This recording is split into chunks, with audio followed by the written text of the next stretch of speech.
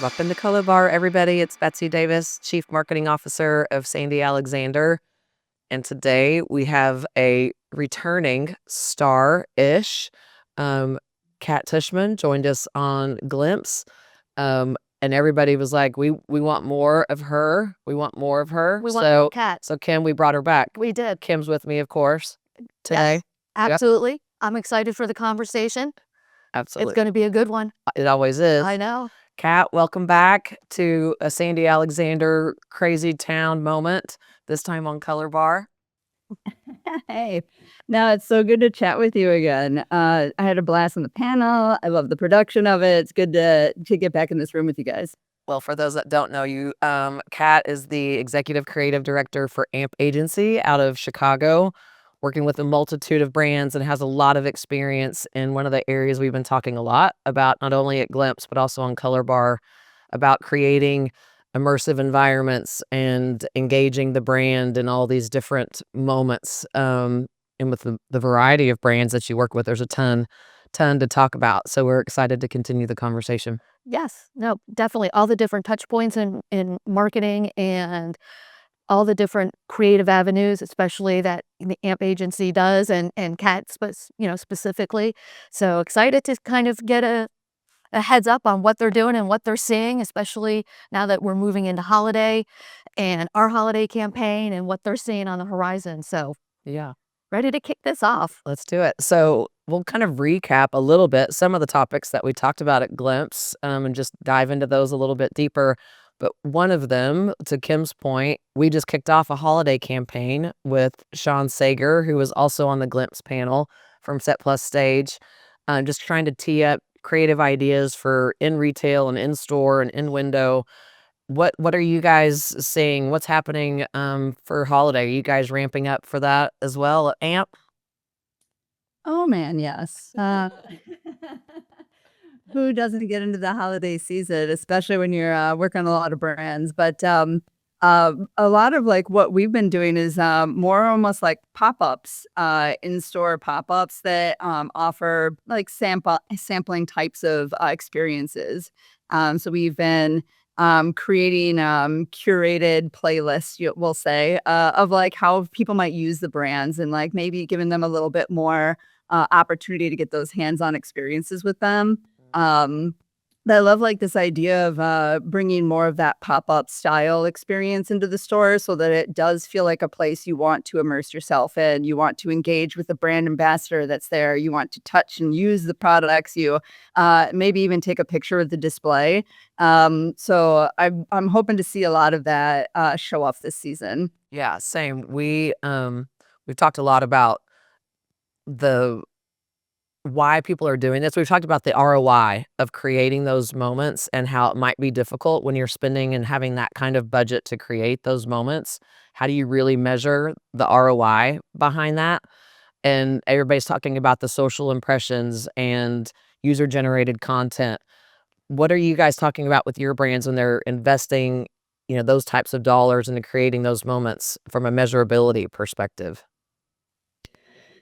Yeah, I mean, getting people to fill up the cart, that's an obvious ROI, right? Like, how are we creating that conversion? But also, first-time experiences, like how are we getting, as people have been talking about, like return on engagement.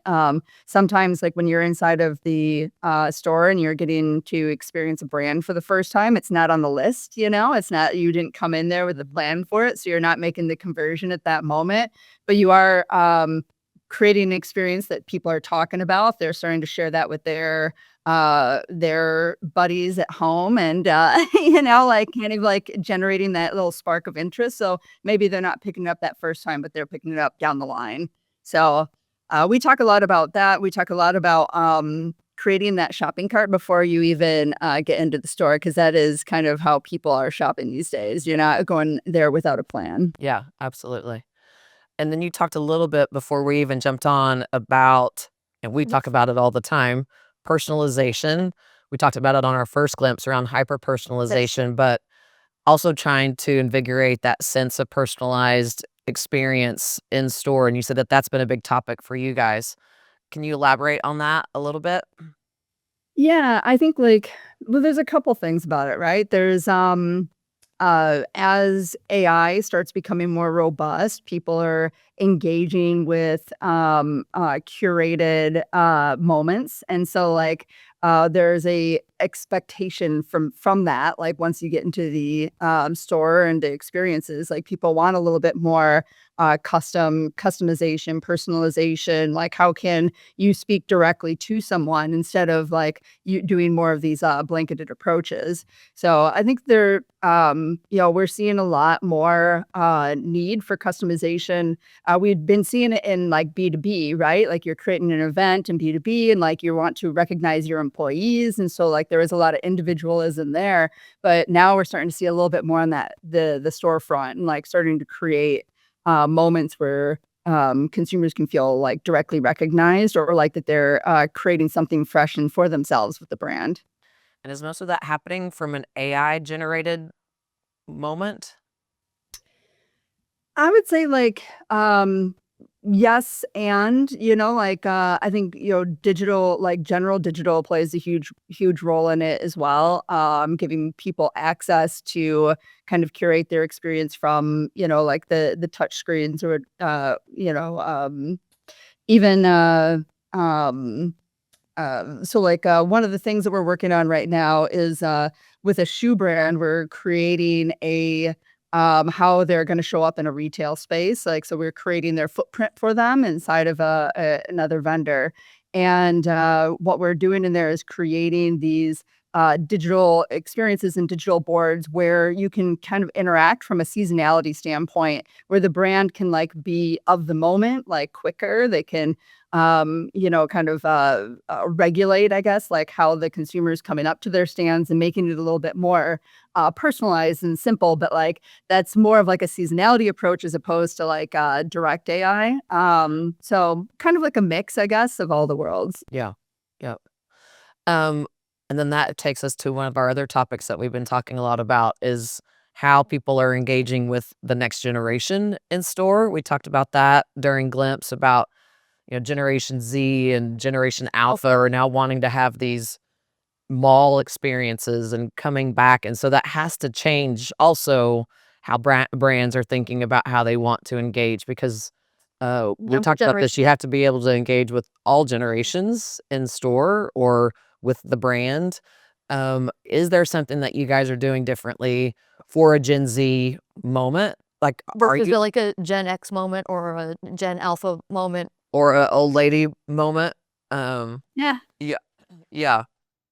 I mean, I think that's we're always looking at that. That's the thing is like it doesn't matter if it is an experience or a campaign or we're creating brand ID. We're always looking at like who the consumer is first.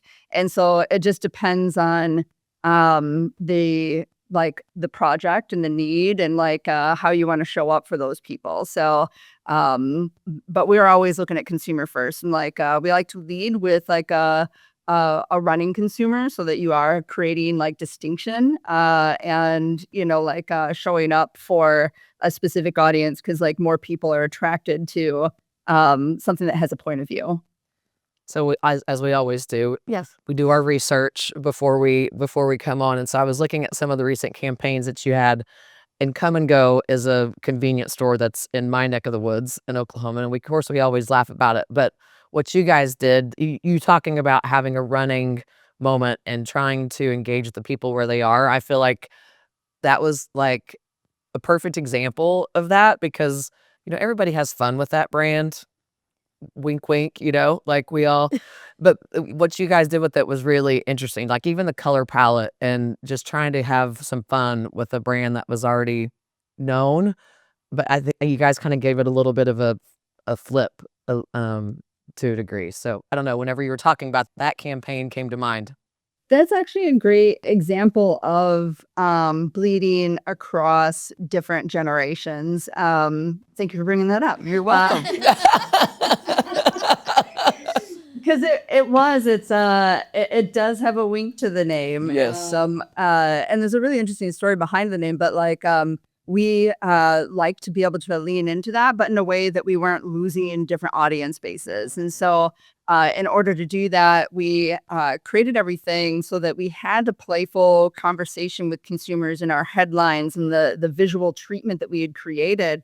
But then we kept everything kind of above the belt, like to say, so that we could attract like a broader audience and be playful and enjoyable and entertaining, but also be more accessible to more people. Yeah. I'm just going to keep going down the track of some of the campaigns that you guys have done. And I was saying to Kim, I was just in Chicago for my birthday. Yes. And I would have loved to have said that I did this, but we totally wussed out. But Tilt Chicago, the 365 Chicago. And for those that don't know, high-rise building, and they've created this moment where you lean out over the glass and you're tilting and then throwing up, probably, if you were me. Or Kim, Yes. or Yeah, anybody I'll else. hold your hair. Thank you. You're welcome. Thank you. But I think the thing that resonated with me about it, one, I lived in Chicago for a long time, and so they had the Chicago spin. But Kat, one of the reasons I'm bringing this up is that we talked about personalization, but we've also talked about localization when it comes to marketing and trying to create these moments for the people of the community or the people of the city. And you guys did such a beautiful job, I think, with that campaign. Talk a little bit about the approach that you guys took with the Tilt Chicago. Yeah. So for a little edification, the 360 Chicago is an observation deck. It's inside of the John Hancock building. As you can imagine, in Chicago, the greatest competitor is the Sears Tower and the Sky Deck. And so what we wanted to do as part of what we were doing was we were building the brand system for the company. And we wanted to create a tone and style that allowed them to speak both to tourists and locals alike. And so obviously, like you're saying, like that Tilt experience gives you a fresh perspective of the city, right? And it might feel a little terrifying. And we wanted to capture the thrill like you get when you lean forward by utilizing photography at these unusual angles that you're only going to be able to see from that point of view, while pairing it with language that allows us to playfully kind of speak to both the tourism and the locals. And so like using language like this isn't trick photography to let people know that this is a place that they could come and see something very unique point of view of the city. But then also saying things like see Lakeshore Drive without the potholes. For us locals, we know there's a lot. There's a lot of truth to that. Yeah. And like you want to be true to the audience. And like this is the way that people might be talking about the city. And they're still like understanding that this is a place that they could go to and have a cocktail and enjoy a beautiful view and still get a little bit more out of it. Yeah. Yeah, I can do the cocktail and beautiful view from my point of view, but that's about where we have to draw the line. But I like the idea of, the whole localization and that, approach as far as it's not just tourism, but, what you can do in your own community and reaching, that broader audience. Well, yeah, I mean, we've talked about Aritzia on the show before and how they got local artists from the cities, the major cities that they're in, and incorporated that into their window displays to make it, again, feel more localized. Or Sean talking about the It's Sugar campaign where they created these very city-centric installments. So for each of their stores, I think it takes a spin on personalization that we've talked a lot about. What are some of the other favorite campaigns? You shared a lot of really great ones at Glimpse, but talk to us about some others that resonate and that you're proud to have worked on. You've been recognized by Ad Age and all the people, so there's, I'm sure, plenty to talk about. Yeah, I actually I was thinking about this last night, and one of my favorite experiences that we created in the last year was for BF Goodrich. The team that works on that is an incredible team that we have in the office. They're all very passionate about the outdoors, and We like to hire people that have that shared experience because that's what we're looking for when we're trying to connect with the consumers for that brand. We want to connect with people who are truly passionate about their pursuits in life. And so for KO3, this is their all-terrain tire that they launched last year. This is like the first time they relaunched this tire in I think a decade. And a decade ago when you saw the KO3 or sorry, the KO2 launch, they like threw that tire out of a plane to showcase the toughness of it. And so for our event, we wanted to expand on that, which is this campaign we call Legendary Toughness Made Tougher. And part of this is that we wanted, though, to create those curated experiences for these passionate pursuit individuals. And so we had this big event in Alaska where we brought in a lot of influencers who are specific to this like outdoor passion pursuits and did this really amazing high quality experience for them to come. They went through the Denali's foothills in these like branded vehicles. They went fly fishing. They went dog mushing. They got in a plane and flew over a glacier. So we really wanted to kind of create the experience that you have when you have a all-terrain tire and can go anywhere you want to, really. And I just think that creating something, I mean, obviously we did this beautiful campaign work as well, but the experience to spend the time to create a quality experience to really highlight how the brand thinks about the consumers, I think was an amazing thing. And I think, hopefully we're going to see more of that type of quality storytelling and experiences as like we start looking what's ahead. Yeah, I love that. No, I just, love the storytelling approach and how that really creates a much stronger connection between brands and consumers. And then having that experience that you can kind of visualize yourself in that because you're watching it and you're like, okay, well, if I say I'm outdoorsy, no one's going to buy that. But having that moment and what that looks like and that whole storytelling approach that we've been, I think seeing a whole more of, now than ever before. It's interesting. I hadn't really thought about this, but we were just with a customer talking about their catalog, and even the catalog moment, brands are turning more into a storytelling moment, and what they're calling a magalog. But to your point, I think there's now become this storytelling situation where I don't know. I think it just makes us feel more connected to the brand, which obviously is what the objective was here when you're taking people to Alaska for this amazing experience. But yeah, when you said the storytelling part, it took me back to even how people are rethinking the catalog and different other channels of sales approach. So the consumer can really visualize themselves in that space wearing that outfit or doing, fly fishing or whatnot. So Yeah. I think that really goes a long way for making connections and really driving engagement Yeah. in the space. Yeah. So, okay, I'm going to switch gears a little bit and I want to talk about you and some of the things that you're doing. But one thing that came to mind, and it's come to mind a couple of times, is the brands that you've just talked about, or the brands that you talked about. I mean, it's everything from fashion to banking to tires to, to tourism. So, as a creative director, how do you stay fresh and have, I think about all these different brands and trying to be brand centric and true to their brand when you're dealing with all these. Talk about what that process is for you and for your team that you work with to stay ahead of what's happening and stay fresh for these brands that you guys have the opportunity to work with. Yeah, I feel it's funny because like sometimes when people start asking, well, what kind of things do you work on? And I start like, well, automotive, beauty, like I start like going down the list, B2B, B2C, all those things. It sounds absurd. But I think that when you can look left into other industries and start beg, borrow, stealing to like bring something fresh to a new one is like when you start creating new magic. So I think that there is a little bit of there's always this desire to go and be a specialist in something. But sometimes like when you have like that broader experience and you're looking left a lot, like you can bring new connections. And that's like what creativity is all about, is creating new connections. So I like to think that that's like kind of like a superpower of mine now, like that I have worked on all these things.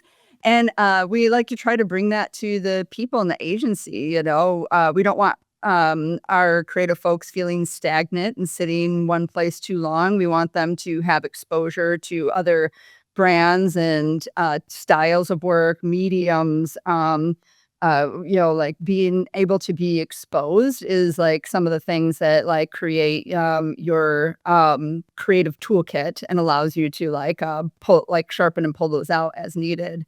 So having like that broader experience is something that I've always loved, but then collecting things along the way, like you never know when you want to like pull something out of your bag and like be like, well, let's make a David Bowie style, beauty brand or whatever, like, and you start like mixing and matching things. And I think that that's like when true magic occurs. So It's interesting that you said that because at Sandy, we work with a multitude of brands too. And there's some people in our market that they work in one space and they are really, really good at it. But we just have the opportunity to work with a lot. But I think our brands that we work with love it because I could be sitting with a retailer and talking about what a pharmaceutical customer just did, or what an automotive client just did, or what the dining industry is doing. So to your point, we're able to cross-pollinate with the industries that we work with to be able to share different ideas and different strategies. Well, Certainly it not does. thinking about Yeah, I think it keeps you, you know, always thinking forward, and how, what you're seeing in different spaces. And I think it just kind of gives you an energy to be like, what have I learned over here? And when you have those conversations, to Kat's point, you kind of go to your toolbox and you're like, but what about this? Like, you wouldn't think this, but when the beauty brand has, supermodels all made up fly fishing in Alaska, we're gonna know why. Kat worked on that one. you're welcome. You're welcome. Yeah, exactly.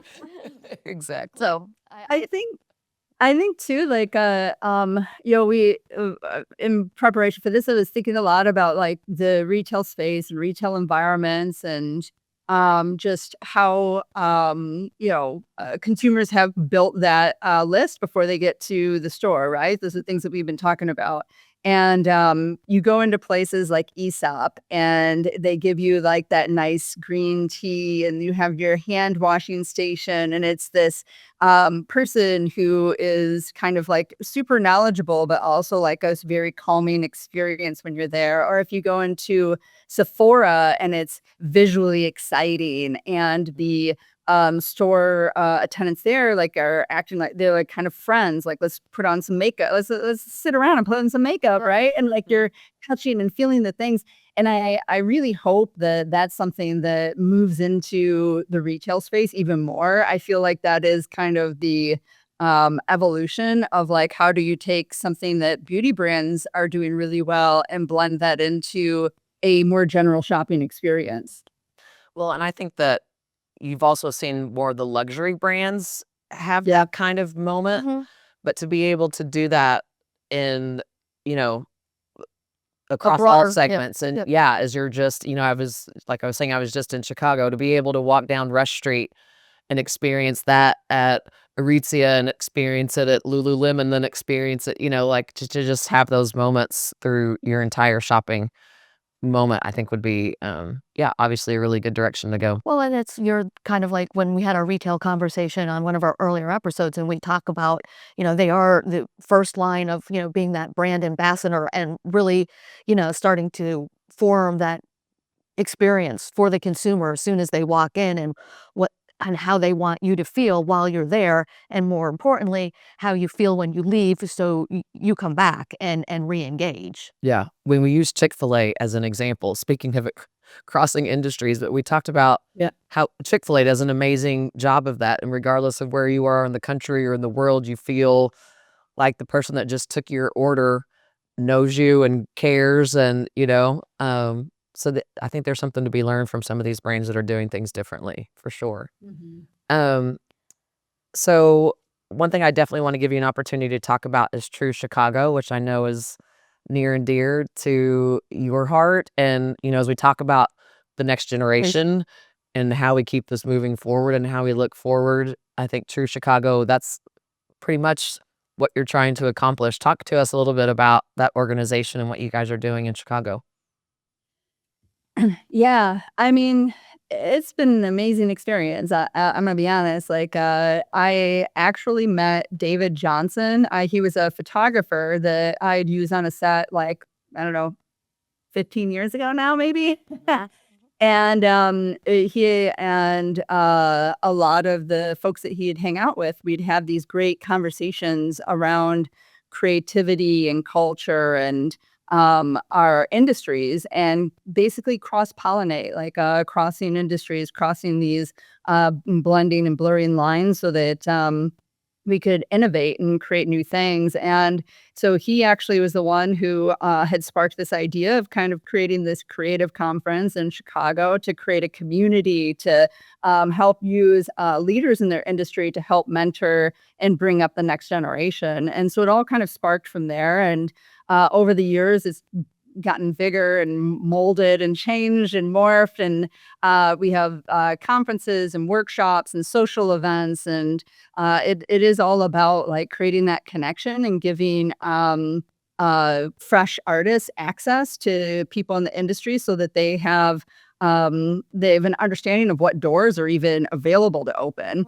And so that in its core is about what True Chicago is about. It's about like building your own path and creating your own creative future. And we just love being able to build a network in order to do that. That's so cool. Yeah, I think that's amazing. Yeah, I mean, we talk about it a lot. Mhm. And I'm a part of an organization from the print side, and we have a academia program and bring in 100 students to come to this global event every year to just give them access to, again, to your point, people in different segments of the business, from operations to sales and marketing to CEOs of companies. And it's always so fun to kind of wide-eyed To be and ready. And, we all remember being that age and that person trying to figure out, what do I want to be when I grow up? I still want to know what I want to be when I grow up. But for us to be able to give young people that opportunity to explore and have mentors, and I feel like it wasn't something that we had a ton of whenever I was growing up. So I love that more of us are doing it in our industries and supporting the next generation. Mhm. I think that's it, is when we have conversations as creatives, you realize you had this really winding path, right? It wasn't like, oh, I'm going to be an artist, like you're like, I'm going to be a teacher, doctor, lawyer kind of thing, right? These are the jobs that are available to you. And then as you grow and move and shake in life, all of a sudden you start realizing there's all these different things that you can do. And so I don't think I've met a creative that just had the straight and narrow, like, this is what I'm going to do, and then go get after it and stuff. We're all kind of meandered and fell into things or struggled through something to be able to get there. And I think that was also part of why we wanted to initiate this. But then in the process of doing it, you find that you learn so much more from the up and coming generation, especially folks who don't have their path figured out yet, but they have something that they're super interested in, and it's highly curated to themselves. And now they're bringing that level of excitement and passion for something that maybe I've never heard of, and now that's become a tool in my toolbox, right? So Yep. Well, we've it talked both about ways, too. two-way street. Yeah, it is a two-way street because we've talked about the whole Reverse mentor. mentoring. Yeah. Yeah. It is a two-way street because you do learn, regardless of age, but younger people and their passion, their energy, and their point of view is makes the rest of us smarter too. So I love that Yeah. about those opportunities and those programs.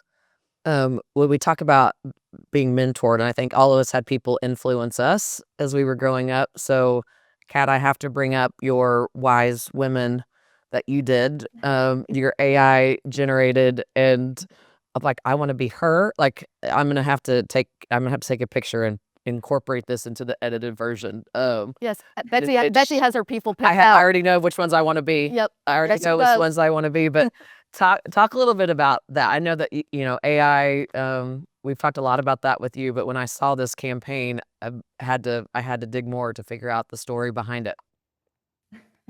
Well, let me know when you figure out which one is you, and I will send you. I have videos of all these ladies too. I'm one of the colorful. I'm either the one in the Superman T-shirt. Yeah. or the red sunnies with like the bright jacket. Yes. Yes. I don't know. They were my vibe. Yes. Yes. Yeah. So we've talked about this so I grew up in deaf culture. Both my grandparents were deaf, and my grandmother was a huge influence on me in particular.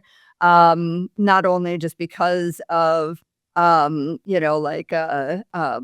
up so close to her and everything, but because of like she kind of a badass. She she was a woman growing up in the 30s and 40s. She made her own way in life. She had worked really hard to get a job in the line and GM plant, and worked there for 30 years.